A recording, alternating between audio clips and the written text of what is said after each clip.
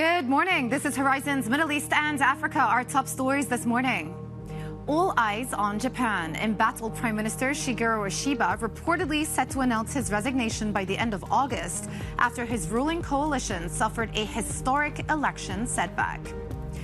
The bombshell reports come just hours after the U.S. and Japan announced a tariff deal, cutting levies to 15%, including for imports of cars and car parts from the Asian nation. And nuclear security breach. Bloomberg learns a U.S. weapons agency was amongst those compromised in the Microsoft SharePoint hack. Microsoft is blaming groups backed by Beijing. Well, it's just gone 8 a.m. across the Emirates. I'm Johanna Bersachi in Dubai. Well, it's all kicking off in Japan today. So much news coming out of Japan with the trade deal announced overnight, 15% broad-based tariffs, including the auto sector as well. So massive wall of green, a massive rally in the Nikkei. You can see behind me, the Nikkei up more than 3.3%. We're going to get into individual Japanese assets in just a moment with Avril. But you can see a lot of that positivity is spreading into other markets as well. Take a look at European markets. Futures there seen opening up 1.1% as perhaps investors are now moving on to the other big potential trade deal that is in the works that has to be signed before August the 1st, and that is potentially with the EU as well. So very strong move out of these European markets, and of course a lot of that also being led by automakers in Japan. We'll talk about that in a moment. Also just want to draw your attention to Brent. We are sitting at around $69, just shy of that, up about 0.3% today. We had dipped a little bit yesterday in trading on concern about the future, some of these trade deals, what no deal could mean for the global economy, extra tariffs, inflation, the global demand outlook. That began to weigh a little bit on sentiment. News of the Japan deal has boosted the energy complex a little bit. But let's switch over because we are still in the heart of earnings season. Watch out for Alphabet, Tesla, and IBM, who are reporting today as we speak about S&P at the all-time highs, close to record highs. And here, this is a chart that many of my colleagues were flagging yesterday, and it really just encapsulates how much of the rally has been centered in those magnificent 7 stocks. It hasn't been a broad-based rally because the S&P was at a record, but only 8% of the stocks within the S&P are at those one-year highs. So it tells you, once again, it's been led by a handful of stocks, or what people are calling bad breadth. That's with a D, just to be clear. Okay, let's move on and talk about the big news of the day, and that is everything that is going on in Japan. Avril Hong is standing by in our Singapore studio. Avril, take us away. Tell us what's happening with all of these markets. There is so much happening, Jumana. I mean, we got word about this trade deal and how that really lifted investor sentiment. What is key here for Japan is that at 15% reportedly, including for autos, this is lower than a 25% existing tariffs for these car makers. So that's really providing that lift for the transport stocks. Unsurprising, perhaps, that the likes of Toyota jumping by the most since 1987, and this gauge of transport stocks in the country pretty much on track to erase declines for the year, and potentially also helping the topics. Maybe we see a close at these levels that would be the highest since July, which we remember was just before the yen carry trade unwind. And it's interesting, amid all this, we are still, of course, seeing that pressure in JGBs on the short end. They're behaving as if the meeting next week at the BOJ is going to be a live one, though something September, October expectation for the rate hike might be more realistic. On the long end, we had weakest demand ratio on the 40-year since 2011. So the stagflation worries are still there. We're seeing still relatively weak on the Japanese currency as well, amid all the developments that we're seeing out of Japan today, Joanna. Avril, thank you so much. Massive reaction in these Japanese assets. So let's continue to talk about some of the other news that's coming out there. Japanese media reports say the Prime Minister Shigeru Ishiba is set to resign by the end of August. It follows his party's poor showing in the weekend's elections. That bombshell came soon after Japan sealed that trade deal with the U.S. that will subject the nation's imports to a 15% levy. President Trump says both sides worked long and hard to secure their agreements. I just signed the largest trade deal in history, I think maybe the largest deal in history with Japan. We worked on it long and hard, and it's a great deal for everybody. I always say it has to be great for everybody. It's a great deal. A lot different from the deals in the past, I can tell you that. For more, let's bring in Bloomberg News Desk editor Jill Deesis. Well, Jill, we've got two major bits of news to contend with. Maybe let's just start with the big one for global markets, and that is that the U.S. and Japan agreed to that trade deal, lowering the potential rate, the tariff rate, to 15%. It would have been 25%. What more do we know about the details of this trade deal, and how significant could it be as a template for other countries to follow? Yes, that's right, Jumana. I think there's a few things that are really significant to consider about this particular deal. First of all, the fact that we're hearing this 15% rate that covers U.S. imports from Japan that also really extends to the auto sector here, which I think, as Averill just laid out, was most worried about this, and that's why you're seeing that big boost there.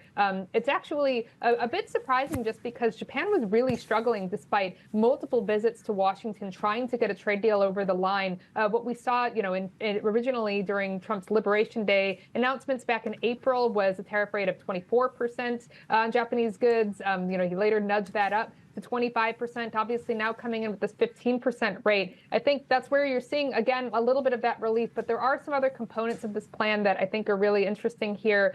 Chief among them being, as part of this, Trump announced this idea of a $550 billion Japanese funded investment fund for sort of American investment. There's a lot of questions about how exactly this works, how exactly that's being funded, but that was kind of held up as a cornerstone of this particular trade deal. I think that's quite significant. Obviously a lot of questions about how exactly that develops there, what that timeline is, but that to me was another standout component of this. I think we'll have to kind of still continue to sift through some of the details, look over white papers, kind of get a better idea of how a lot of this works in practice. But yes, I think, at least if you're looking for some kind of an alleviation of some of the uncertainty, particularly around the Japanese auto sector, this gives you a number to work with. Yeah, most definitely. Also, just keeping a close eye on the reaction in 10-year yields as well, because that could have ramifications on global fixed income markets too. Let's park that thought, though. Let me ask you about the politics. Upper house elections over the weekend. We know that LDP faced a defeat there, so no longer commanding a majority. Now, many local media are saying that the Prime Minister will actually announce his resignation by the end of August. What more do we know, Jill? Yes, that's right. So according to local media reports, it seems that Ishiba has really already made his decision. And so now it's just a matter of timing. I mean, this was really, I think, kind of suspected at some point after that pretty devastating loss over the weekend. I mean, you have to remember that when Ishiba came into power as prime minister later last year, there was an election that also did not go the way of that ruling LDP party, his party. He lost the lower house then.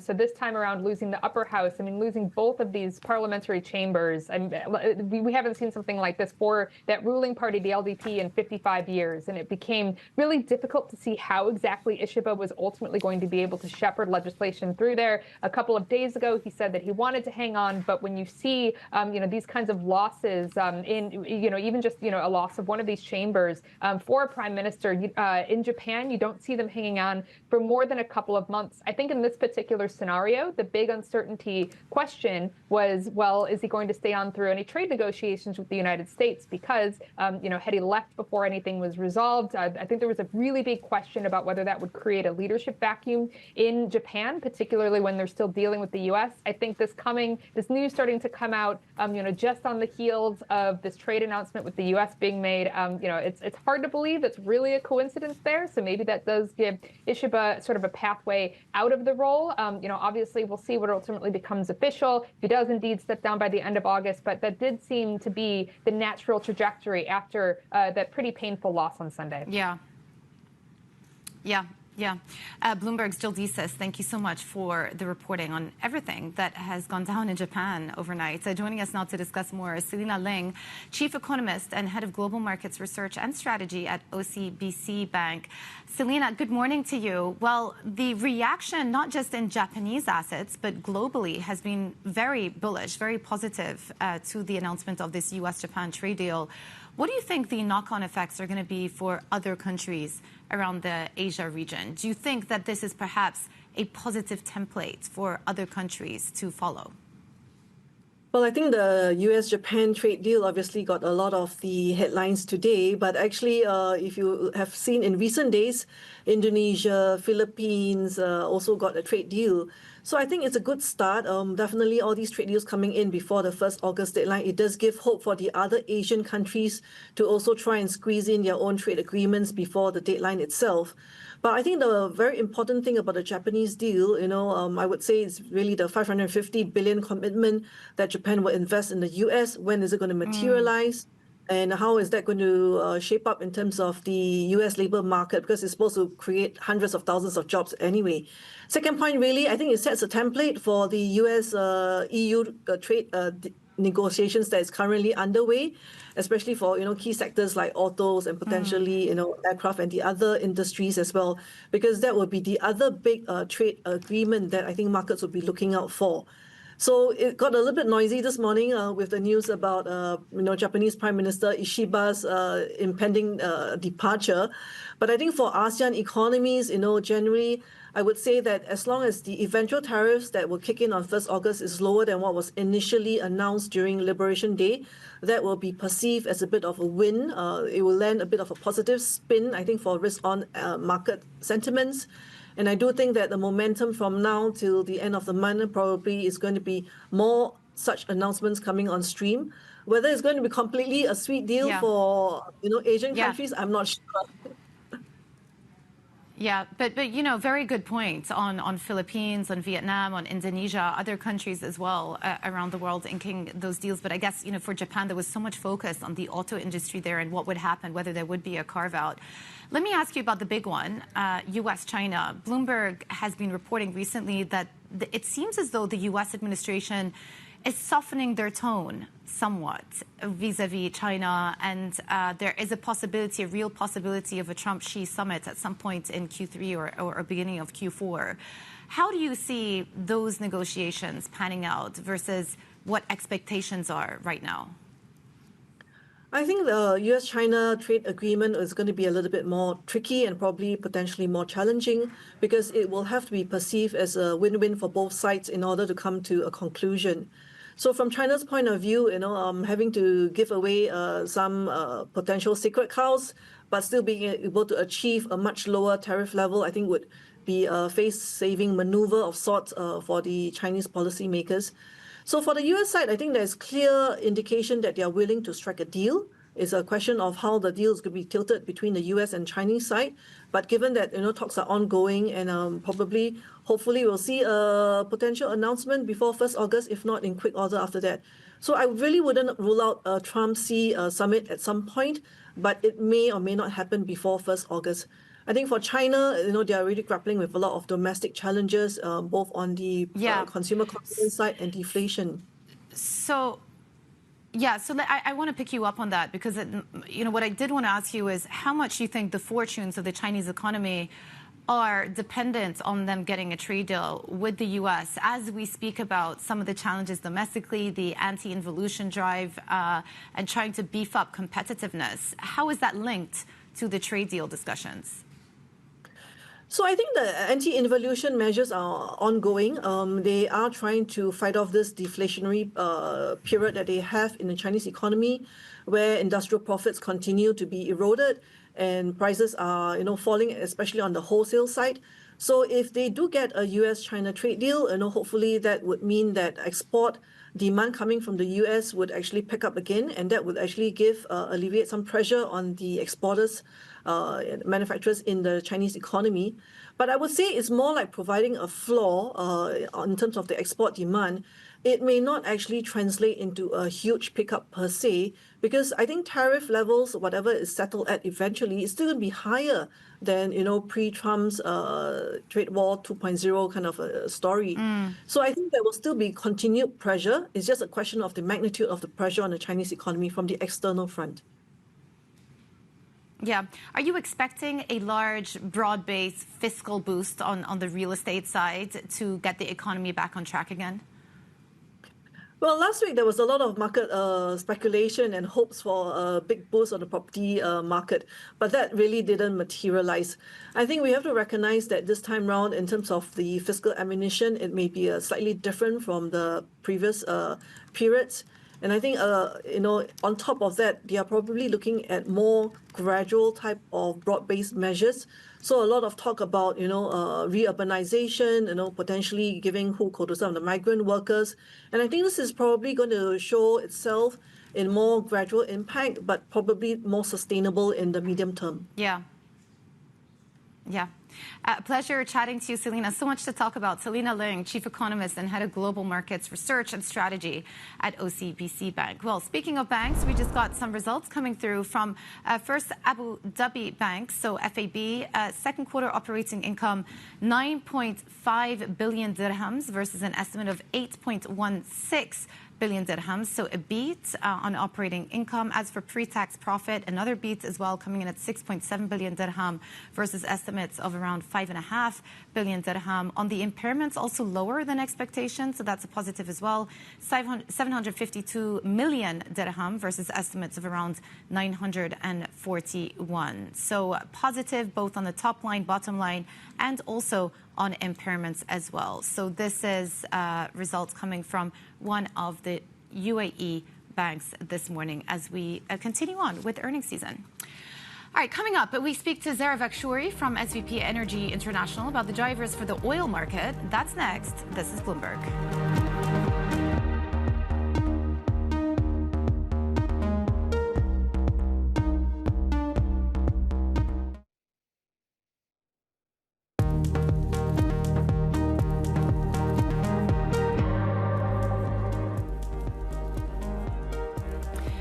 Well, oil edging higher this morning as investors monitor progress on tariff talks between the U.S. and its key trade partners. President Trump has announced a deal with Japan that sets the rate at 15%, as well as one with the Philippines at 19%.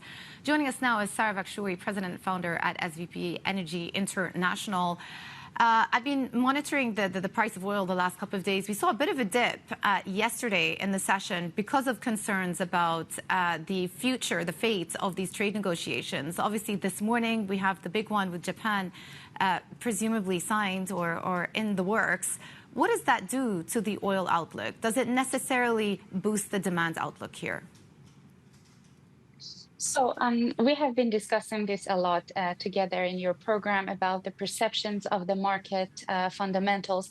Definitely the tariffs and the results of tariffs have been one of the most indicating factors on expectation over demand, but definitely the new deal between US and Japan that President Trump recently announced and signed had kind of calmed their nerves and once again reminded the market that the trade tariffs and the trade negotiations could go, in fact, into a positive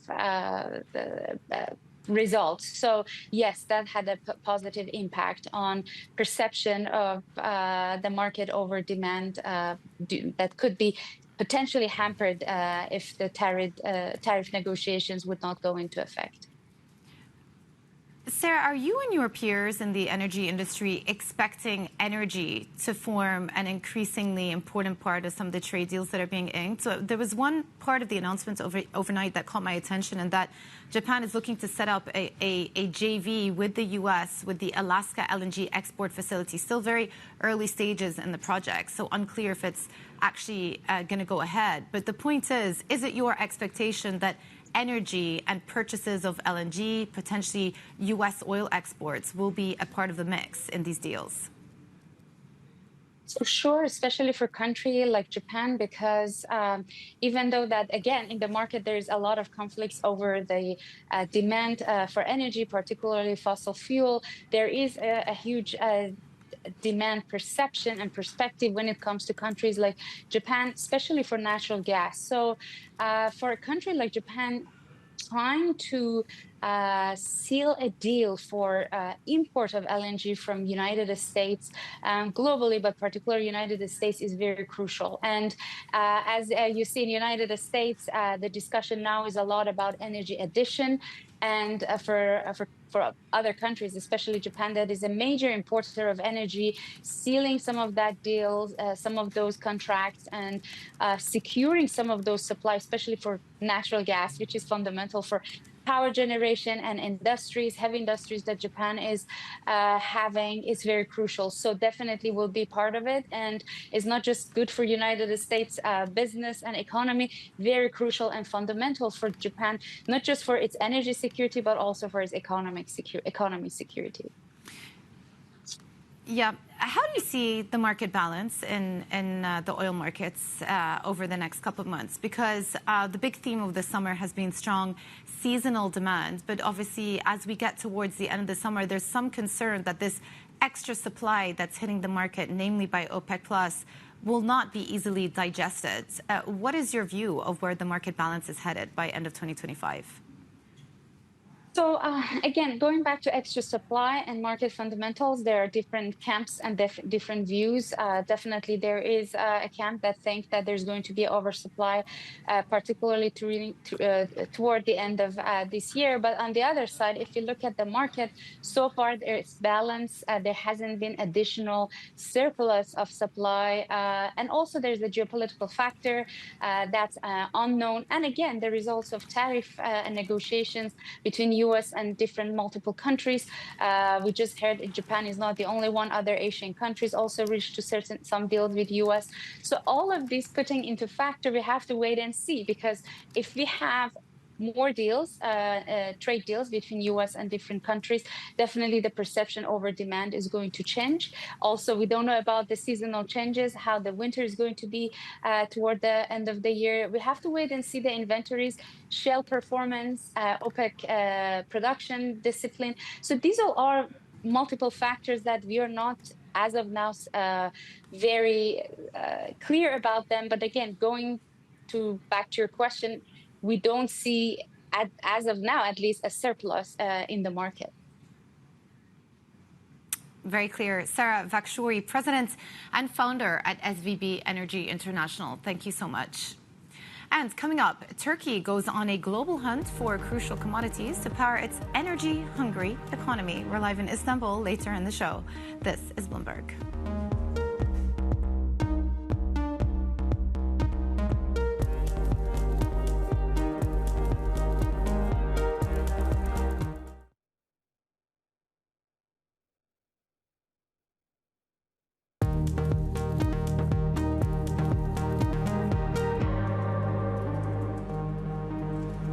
Good morning. This is Horizon's Middle East and Africa, our top stories this morning.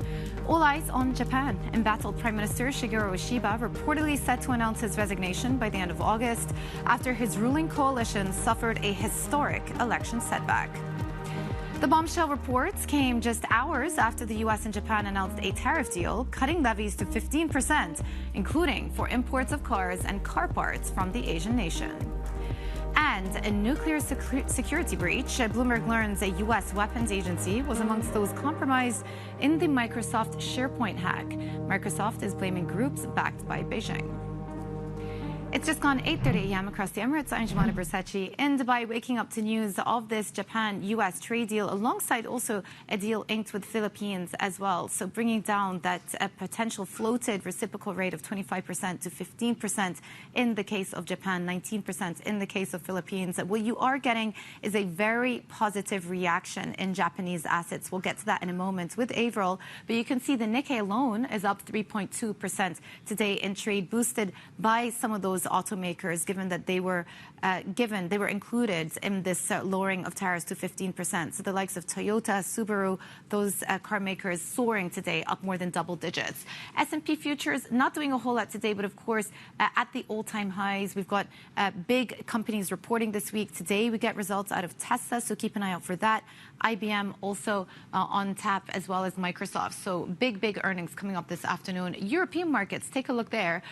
Seen opening up more than in 1.1%, perhaps because markets have been quick to price in optimism surrounding the U.S. and EU trade discussions that are taking place as we get close to that August 1st deadline. And then the oil complex also reacting to more positivity in these global markets and the fact that the actual tariff outcome is lower than what was posited a few weeks ago. So this is oil today, trading just shy of $69. And then let's quickly flip over and take a look at the perhaps subsectors of the S&P. And I thought this was quite interesting. Many of my colleagues spoke about it yesterday.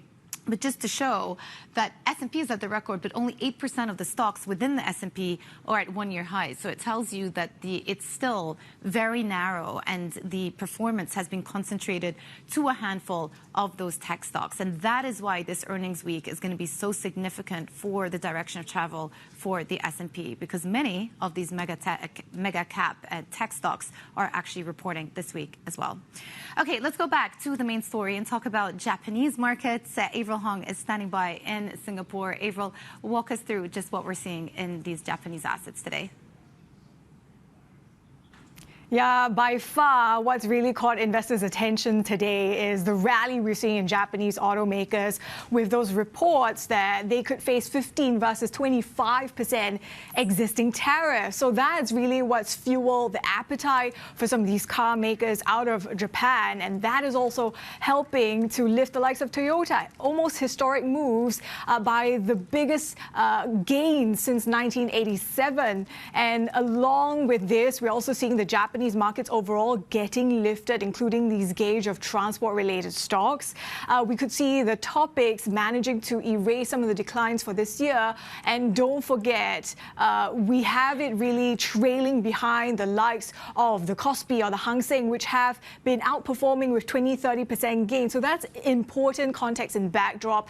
Also perhaps helped along by still this weakness we're seeing in the Japanese currency. But before we get ahead of ourselves too much, it's also worth noting a couple of things. We are in the earnings season, so investors are still going to be watching out for the outlook from some of these automakers, maybe not so much focus on the results. And keep in mind that at 15%, these tariffs for automakers, they're still higher than what we saw prior to Liberation Day. But this is what we're seeing in the sentiment boost for automakers. Jumana. Yeah, good reminder, 15% is still higher than zero. Avril, thank you so much. Avril Hong in Singapore. All right, switching over to South Africa now. The South African president, Cyril Ramaphosa, has dumped his embattled education minister. The move eases tensions within the coalition government and paves the way for budget approval. Our chief Africa correspondent, Jennifer Zabazaja, joins us now from Johannesburg. So another government shakeup. Just give us the backdrop to what led to the firing of the education minister, Jen. Right, Jumana. I mean, many analysts that we've been speaking to are saying that this is a sign that a coalition government is working in action. As you were mentioning, yes, this is the second government shakeup that we've seen in the past few weeks by President Ramaphosa. The significance here, though, is that what we were seeing from opposition parties within this coalition government is that they were threatening to hold up any sort of budgetary movements and approval of budgets moving forward if they, in their words, if they don't see the removal of some parliamentary members who they deem as corrupt and compromised removed. And so, yes, that is what we saw earlier this week from President Ramaphosa. The education minister, Nobuhle Nakabane, she faced allegations of corruption and potentially accusations that she misled Parliament. Now with her removal, we haven't really heard from the ANC or from President Ramaphosa why exactly she was removed, but we are hearing from opposition coalition members who are saying that they are pleased with this and now they can move forward with the next steps of approval, but saying at the same time in the same breath that they're not going to stop going after other officials who they deem within the ANC party as being, in their words, compromised. And as you were mentioning, yes, this opens the door to budgetary approval later today. We were waiting for the appropriations bill. Really, it's the final nail in the coffin often of this budget impasse that we've been seeing over the past few months.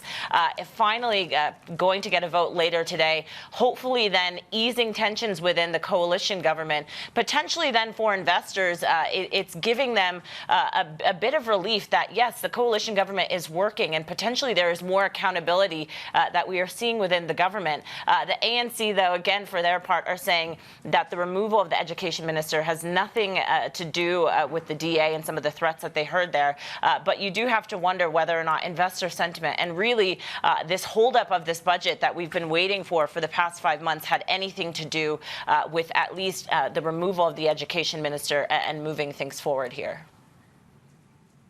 Yeah, well, Jen, stay with us. We're going to continue the conversation on South Africa. We've got some important data coming up today. June CPI data is coming out.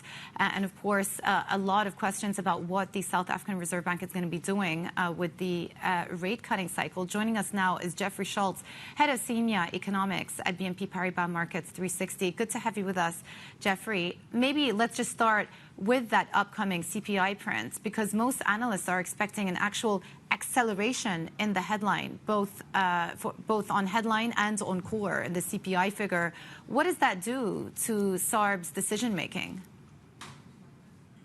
Indeed. Good morning, Joanna. So yes, we are expecting an increase in the headline rate to 3% year on year from 2.8%. But a lot of that is as a result of base effects, we would argue, in things like food and fuel prices. Core inflation, in fact, we think core inflation will actually maybe moderate a little bit to about 2.9% in June. And here we think that a lot of lack of domestic demand pressures that we continue to see in this economy, easing supply side constraints and things like energy, all of that we think is likely to actually bring core inflation down to about 2.9%. And we think that this is a very important story in South Africa's longer-term inflation outlook, which we think is maybe underappreciated right now, even by the central bank itself. And that's why we think that the SARB is in a position where it can probably ease policy rates a little bit more from here. Yeah.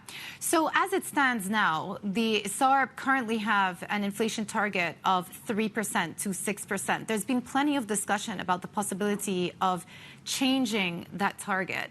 If they do so, what do you think it may look like? And could they move to a single-digit figure like other central banks around the world? Yes, indeed. The inflation target debate has certainly become a hot topic this year, and the SARB seems to be doubling down on the need to do it sooner rather than later. The sacrifice ratio, they argue, is low.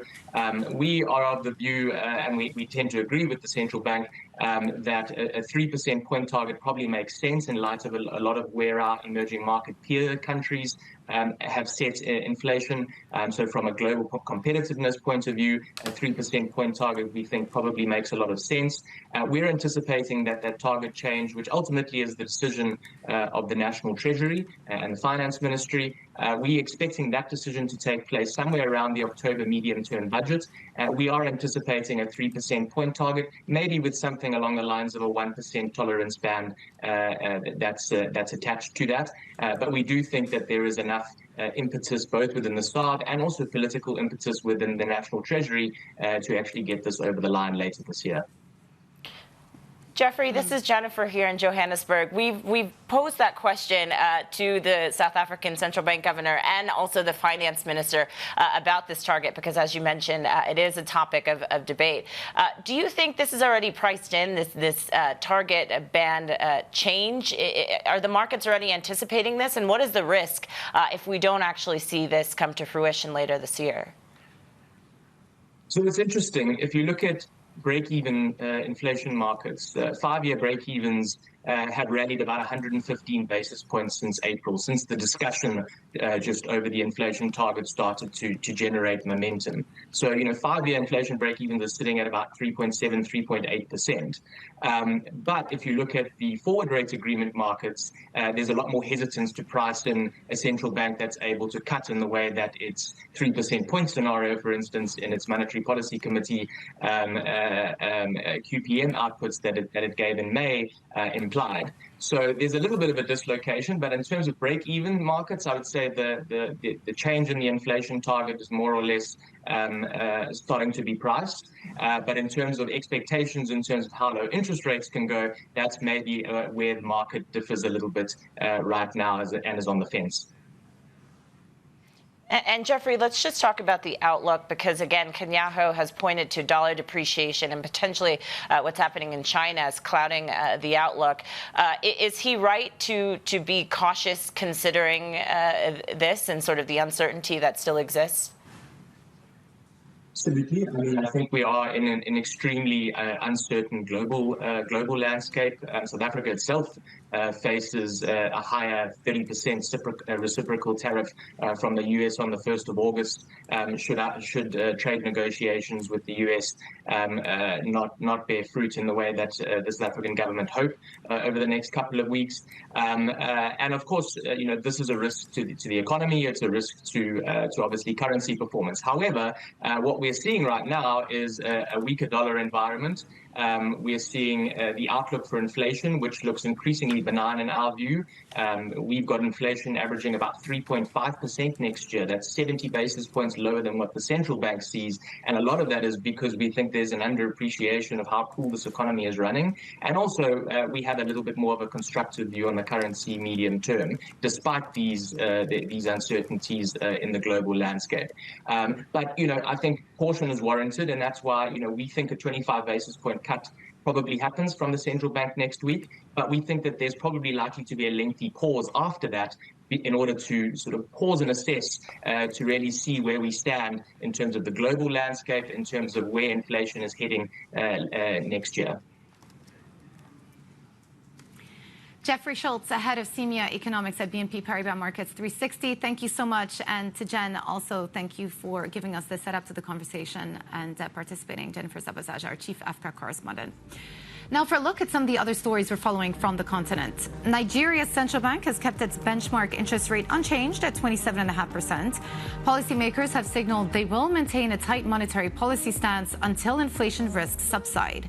While annual inflation cooled in June to 22.2%, underlying price pressures quickened. Namibia unveils an ambitious development plan targeting average economic growth of 7% over the next 5 years. That's as it seeks to restore its upper middle income status by the end of the decade. The plan aims to increase Namibia's GDP per capita by prioritizing green hydrogen, renewable energy, and value-added manufacturing. And coming up, Turkey goes on a global hunt for crucial commodities to power its energy-hungry economy. Details next. This is Bloomberg.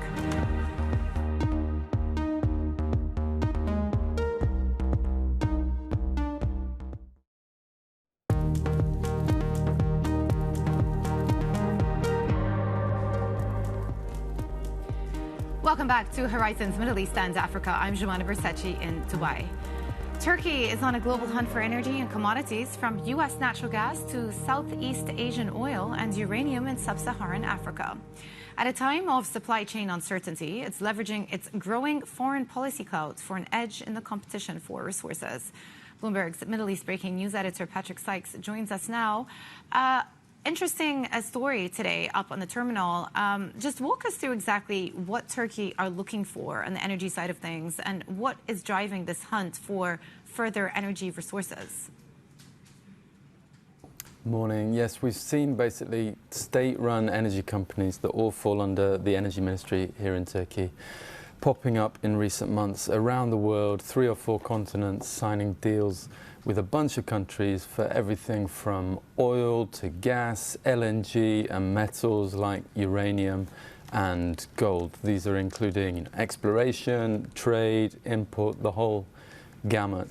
The why for Turkey is mainly about security of supply, right? Turkey is an energy poor exception for the most part in an otherwise very energy rich part of the world. It's very conscious that it's become more conscious of that vulnerability in recent years, and now it wants to go out all around the world and secure that supply to bring back home. but also it's very conscious, and you've seen it in some official statements, that they want a piece not just of the supply, but the supply chain itself, because they think with that is going to come leverage in turn. So it's also a geopolitical move for Ankara. Yeah, I mean, Turkey isn't the only country around the world looking at these resources. You've got to assume it's going to be competing with other major nations as well, including the likes of China. How can Turkey compete? Yeah, China, I think, is a really interesting comparison. They've obviously been doing a very similar thing, but for decades, right? But interesting, when they started doing that back in the 90s or so, it looked quite similar. You know, they were targeting countries in the global south where they had some kind of political advantage, or perhaps Western counterparts couldn't compete in the same way for political reasons. Turkey is also leveraging its relationships in, but not only in the global south, politically, places where it has existing defense ties, trade ties, diplomatic ties, in order to add on that energy element. And its pitch to them is largely based on its current Black Sea gas project. That's a huge deep sea exploration, drilling, now production project that's online and working. So they're saying, look, we have the technical know-how to do this. We also have the ships, the specialized ships that you'll need to explore, in particular offshore. And they're also rhetorically pitching a kind of solidarity message that, you know, we are distinct from those Western countries or Western counterpart companies that have, you know, the kind of colonial baggage that Turkey doesn't have in the same way. Interesting. Patrick Sykes, Bloomberg's Middle East breaking news editor, thank you so much for joining us. Well, speaking of energy, just getting some earnings coming through. It is earnings season. Equinor, so the Oslo-based company, has reported second quarter adjusted operating income after tax at $1.74 billion. That is slightly below the estimate of $1.8 billion. Its second quarter revenue, however, beat. So top line beats, coming in at $25.1 billion versus the estimates of $23.2 billion. The stock is down about 9% for the year. Comments from the CEO of Equinor.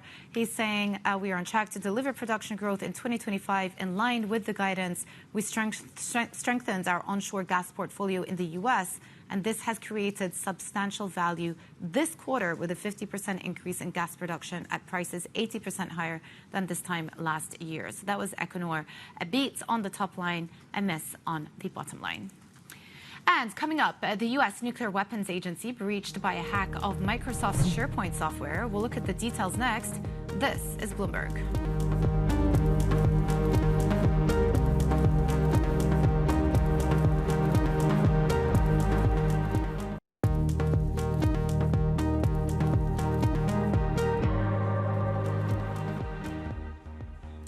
Welcome back to Horizons Middle East and Africa. I'm Jumana Bersachi in Dubai.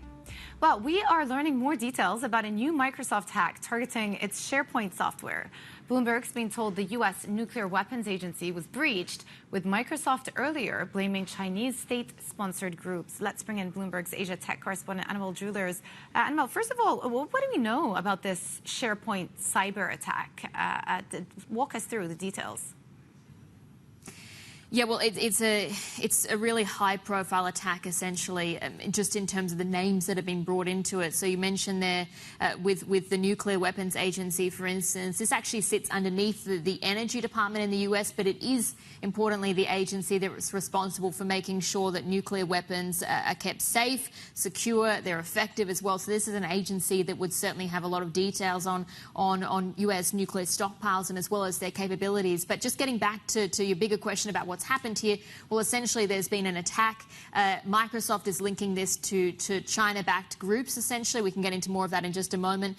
In terms of what exactly has been taken, the extent of this, we're still unclear on this just yet. In the case of the US Nuclear Agency, for instance, or Nuclear Weapons Agency, they're saying nothing sensitive was compromised. But still, just taking a look at the names that are brought into this, I mean, there's the US Education Department, there's Florida's Department of Revenue, there's the Rhode Island General Assembly, there's governments in Europe, in the Middle East, there's businesses. So it's very widespread. Yeah. The question that I'm thinking of is, given that these were state-sponsored hackers, whether that's going to have broader ramifications on some of the discussions taking place right now between U.S. and China, but perhaps something to think about. Annabelle, but what do we know about how exactly this hack came about in the first place? Yeah, well, I think going to your point about sort of those geopolitical tensions and how it also factors into negotiations, I mean, it's not the first time that we've seen these hacking groups being active, but the two ones that are being brought into this in particular, there's Linen Typhoon and Violet Typhoon, and both of those have been linked back to the Chinese government. There's a third one as well that Microsoft mentioned in its statement called Storm 2603. They also say that one's based in China. China actually has responded to this via its embassy in the US, but they've essentially denied any involvement. But even still, it is notable, of course, these names being brought into it. What else we want to know about in terms of how it's come about? Well, essentially, there's sort of two different ways that you can access this software. You can either access it via the cloud or you can access it via on-premise servers, and that's where the vulnerability has come about with Microsoft SharePoint. This is a software, just to mention as well, that's used for essentially storing different documents, data management as well. So, yes, a big priority for Microsoft. They have been very clear that they do want to enhance their capabilities in terms of cybersecurity. They've been making key hires for this over a period right now. They have been having meetings between those key hires, so security personnel with senior executives on a weekly basis to try and shore up the resiliency. But at the same time, I mean, Microsoft, its products are very much ubiquitous. They're found all around the world, and that as well is one of the reasons that just makes them so vulnerable, the heavy, heavy use. Yeah.